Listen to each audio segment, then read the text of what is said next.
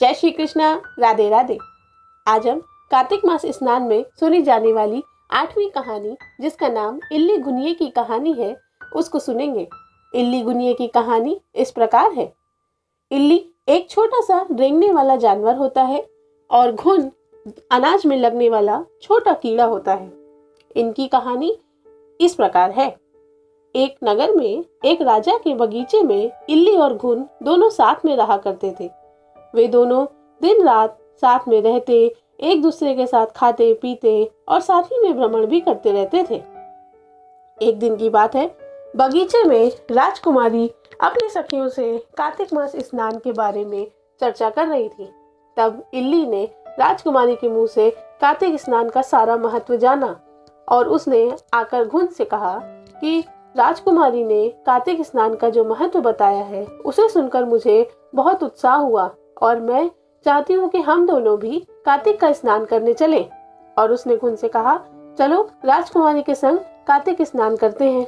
तब घुन ने इल्ली से कहा, तुम्हारा पेट तो भरा हुआ है, पर मैं तो भूखा हूँ।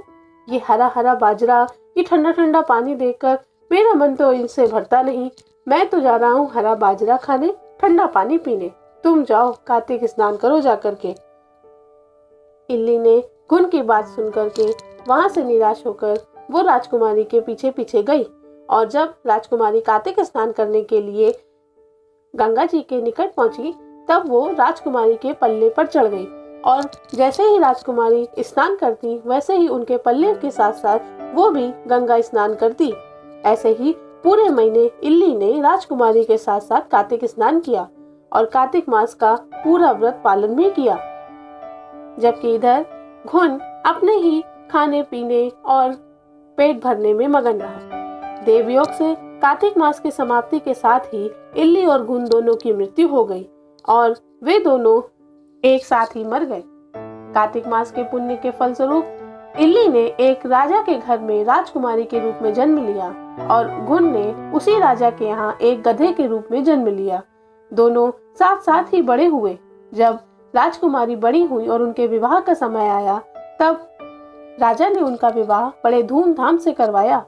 और विदाई के समय जब उनकी डोली चलने लगी, तब अचानक से किसी कारणवश उनकी डोली रास्ते में रुक गई और उसी समय देवयोग से उन्हें अपने पिछले जन्म का पूरा स्मरण हो आया और उन्हें ये भी पता चल गया कि उनके घर में जो गधा रह रहा है, वो उनके पुराने जन्म का साथी घुन है और वे स्वयं पुराने जन्म में इल्ली थी। इसके बाद वे कुछ सोचते हुए उसी डोली पर बैठी रहीं। तब उनके माता पिता अपनी राजकुमारी के पास पहुँचे और उन्होंने पूछा, बेटा क्या बात है, डोली क्यों रुक गई? तब उसने अपने माता पिता की तरफ देखा और उनसे कहा, पिताजी मुझे आपसे कुछ और मांगना है। तब माता पिता ने कहा, बेटी तुम मांगो, जो तुम्हें चाहिए वो सब कुछ मांगो और खुशी खुशी हमसे ले जाओ। तब राजकुमारी ने कहा कि आपके घर में जो गधा पल रहा है, मुझे वो अपने साथ ससुराल लेकर के जाना है। तब राजा को आश्चर्य हुआ कि इतनी सारी धन संपदा और दौलत के बिना तुम एक गधे को क्यों मांग रही हो? तब इल्ली ने बहुत जिद करी और कहा, मुझे वही गधा ले जाना है अपने ससुराल में, तभी मैं ससुराल जाऊंगी, वरना मैं विदा होकर जाऊंगी नहीं। उनके इतनी जिद करने पर उनके माता पिता ने उस गधे को उन्हें सौंप दिया। अब राजकुमारी उस गधे को अपने साथ लेकर के अपने ससुराल पहुंची और उन्हें नीचे ही सीढ़ियों पर उनको बांध दिया। इसके बाद राजकुमारी ने उस गधे को उसके पूर्व जन्म की पूरी कथा सुनाई और उसे याद दिलाया कि वो पिछले जन्म में घुन था और वो राजकुमारी उसकी साथी इल्ली थी। गधे को भी देवयोग से सब कुछ याद आ गया और उसे अपना सारा कर्म स्मरण हो गया। एक दिन जब राजकुमारी सीढ़ियों से नीचे उतर रही थी, तब उस गधे ने राजकुमारी को रोक कर कहा कि राजकुमारी मुझे थोड़ा पानी पिला दो। इस पर राजकुमारी ने कहा, जब पूर्व जन्म में मैं तुमसे कहती थी कि चलो कार्तिक स्नान करो, तब तो तुम्हें बाजरा खाना था, ठंडा पानी पीना था। अब जाओ बाजरा खाओ, मैं क्यों पिलाऊं पानी? इतना कहकर राजकुमारी वहां से चली गई। मगर राजकुमारी की ये बातें उनकी देवरानी और जेठानी ने सब ने सुन ली। इसके बाद वे दोनों अपने देवर जी के पास पहुंची और कहा, देवर जी आप किस जादूगरनी को ब्याह ले गए हो? वो तो जानवरों से बातें करती है और उनकी बातें समझती भी है। राजकुमार ने जब ये सब कुछ सुना तो उसने कहा, मैं ऐसे ही विश्वास नहीं कर सकता इन सब पर, जब तक मैं खुद अपने कानों से न सुनूं। इसका जान पता लगाने के लिए राजकुमार अगले दिन सीढ़ियों पर छुपकर बैठ गए और जैसे ही राजकुमारी नीचे आने लगी, गधे ने उनसे फिर वही बात कही और राजकुमारी ने भी उन्हें जवाब में वही कहा जो उन्होंने पिछले दिन कहा था। ये सब कुछ सुनकर राजकुमार को बहुत गुस्सा आया। उसने तलवार निकाली और राजकुमारी की गर्दन पर रख दी और कहा कि मुझे सच सच बताओ कि तुम किसी जानवर की बात कैसे समझ सकती हो और उससे इतनी बातें कैसे कर सकती हो। कौन हो तुम? अपना परिचय सच सच मुझे बताओ। राजकुमारी ने पहले तो राजकुमार से बहुत विनती करी कि राजकुमार, किसी औरत का भेद इस तरह से मत खोलिए। फिर भी मैं आपको सब कुछ सच बताऊंगी, पर आप मुझसे इस प्रकार बात ना करिए। लेकिन इधर राजकुमार का क्रोध बढ़ता ही जा रहा था। इसके आगे हार मानकर राजकुमारी को उन्हें वहीं पर सारा सच बताना पड़ा।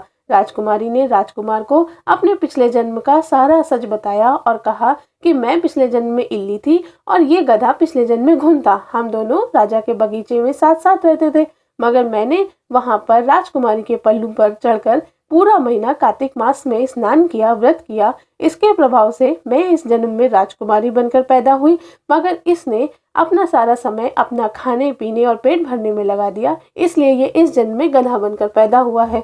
राजकुमार ने जब राजकुमारी के मुंह से ये सारी बातें सुनी तो उसने कहा कि क्या कार्तिक मास के स्नान का इतना फल होता है? तो राजकुमारी ने कहा, हाँ बिल्कुल, मुझे तो इसका बहुत फल मिला है, आपको भी इसका फल जरूर मिलेगा। तब राजकुमार ने कहा कि फिर तो मैं तुम दोनों जोड़ी बांध करके कार्तिक मास का स्नान करेंगे और जितना हो सकेगा उतना दान पुण्य करेंगे, ताकि हमारा आगे आने वाला जीवन सुखपूर्वक बीत सके। राजकुमारी को बहुत प्रसन्नता हुई, उसने खुशी खुशी हामी भर दी।